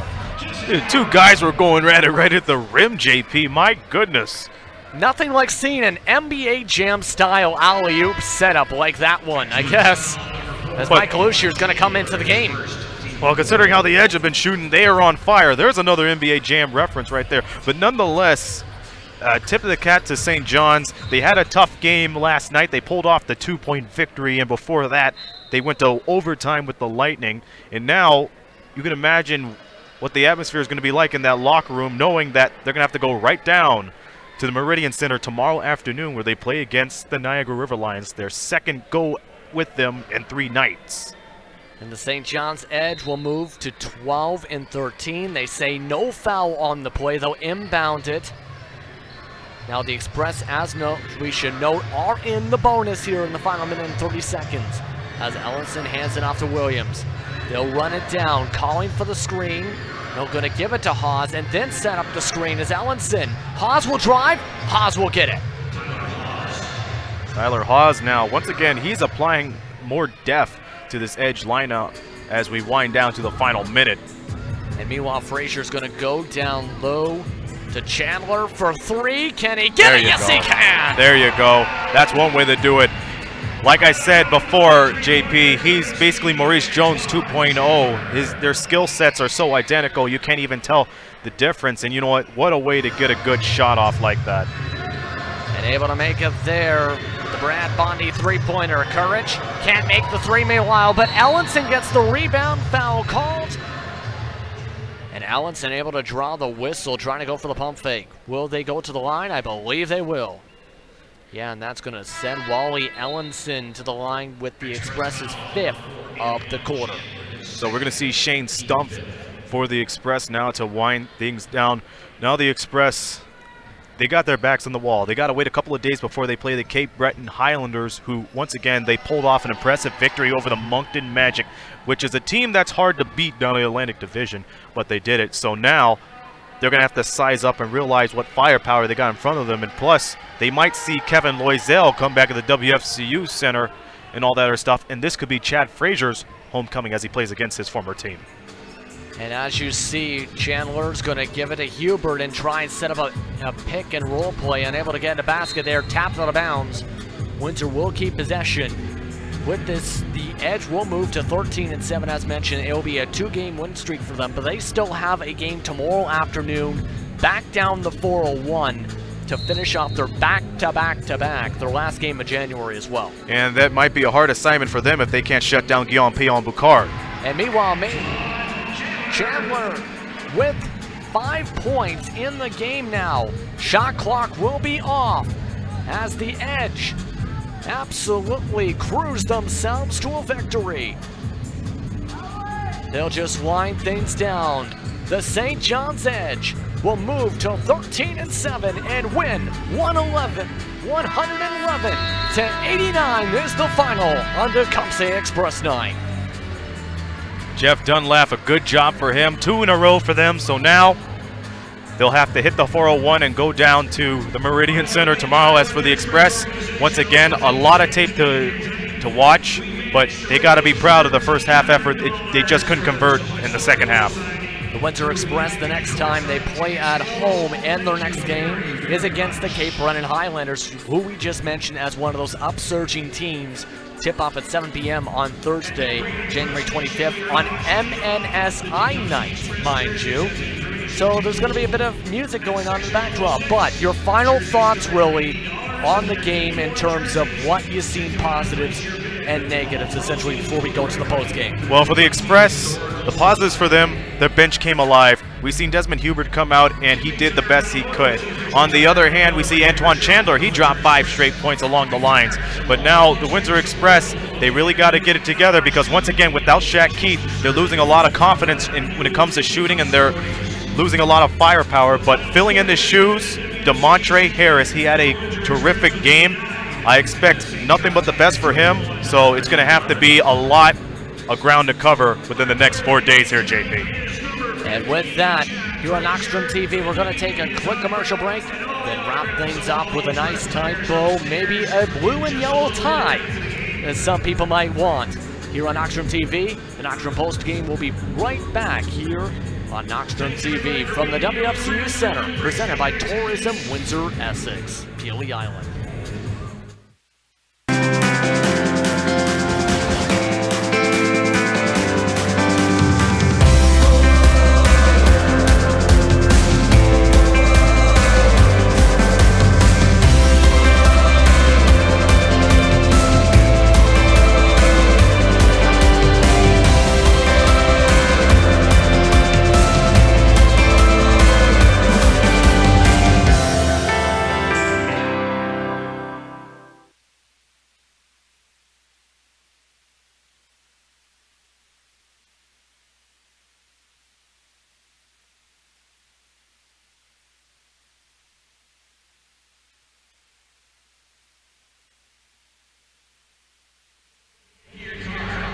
All right, we're wrapping things up here, 111-89.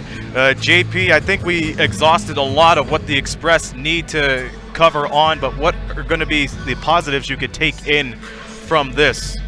Yeah, some of the positives I think you can take from this, if you're the Express, is the way you really were able at times to get the offense going. Like, they had some strong quarters and were able to get some nice big baskets, even in contested traffic. But some of the main problem, but some of the negatives tonight really outweighed those positives. Like, still, they were able to get rebounds quietly. Anthony Otley Jr. got a double-double, 10 points, 12 rebounds, for example. So you got to be able to clean up things, essentially. Not just, you know, have the positives about rebounding, +4 advantage, being able to make good shots in contested traffic. You got to still make strong defensive plays and stop the bench when it's on fire, because Aaron, 56 bench points. My goodness. Well, there was a different case last week, like we said, against the Moncton Magic, and they shut them down in terms of points in the paint and all that other stuff. But once again, this is a different team. They're within the same division, but now they're going to have to think about it. But once again, DeMontre Harris, tip the hat to him.